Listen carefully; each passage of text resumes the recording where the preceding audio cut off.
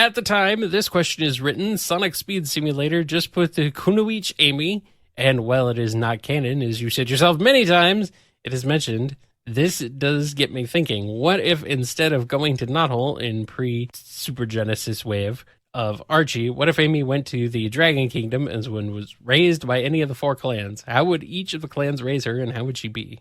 This is number one, assuming that any of them would actually take her in, because they were very isolationist in their own rights, but we'll ignore that for the sake of the question. Mm-hmm. If she were to go into, let's say she got picked up by the Yagyu, became like the right hand to the Bride of Rich Knights. Number one, Iron King wouldn't have offed the bride, that's for sure. And I don't know, I could see her kind of becoming their greatest muscle in the group, like the living embodiment of smash and grab. This is assuming that the hammer comes with her, that it's like a mystically tied item. And because I think that's how we were going in pre-reboot, if I remember correctly.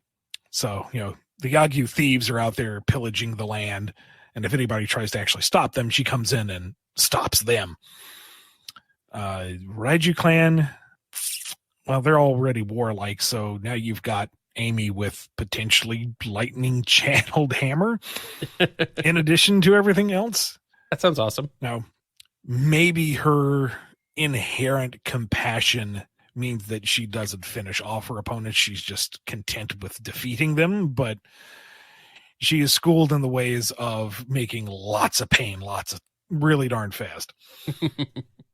The Gossamer clan, that's almost like saying Amy becomes a nun, or she goes out into the world following the web of fate to ensure things play out a certain way. And maybe her fortune cards are a way of interpreting that, or there's a different version of them, something that's more tied to the web of fate. Maybe instead of fortune cards, she does like, what is it called when you do like the strings between your fingers to make like cat's cradle and stuff, like very quick weavings to fortune tell. That might be kind of a fun twist on things.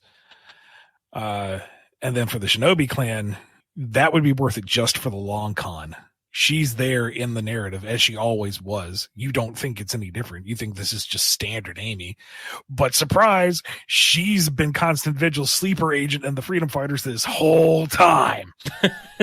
Oh, no. Fangirling over Sonic, that was just to keep tabs on him. Why is she paying so much attention to Sonic? She's a fangirl. I don't worry about it. No, ninja spy. Wow, you've explained everything, Ian. Perfect. You've solved it. You've figured it out, Ian. You've justified it. You've done it. Man, we this show is so productive.